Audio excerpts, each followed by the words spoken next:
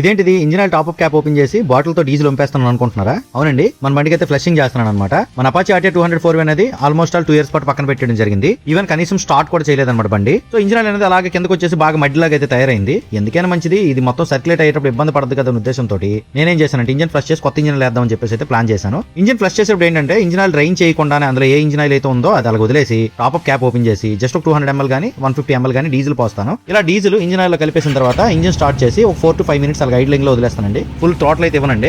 ఇలా flushing complete అయిపోయిన తర్వాత ఇంజిన్ ఆయిల్ డ్రైన్ బోల్ట్ అయితే ఓపెన్ చేస్తానండి. ఇంజిన్ అయితే డ్రైన్ చేస్తాను. ఇంజిన్ లో ఆయిల్ ఒక చుక్క కూడా లేనప్పుడు అయితే బండి స్టార్ట్ చేయను. అగైన్ డ్రైన్ బోల్ట్ అయితే బిగించేసి మన అపాచీలో 1.2 లీటర్ అండి ఇంజిన్ ఆయిల్. నేను మోటోలో అయితే 2.5 లీటర్ తీసుకుని వచ్చాను. 3100 గోల్డ్ 15W50 సెమీ సింథటిక్. ఇదైతే 1.2 లీటర్ వేస్తాను అనమాట.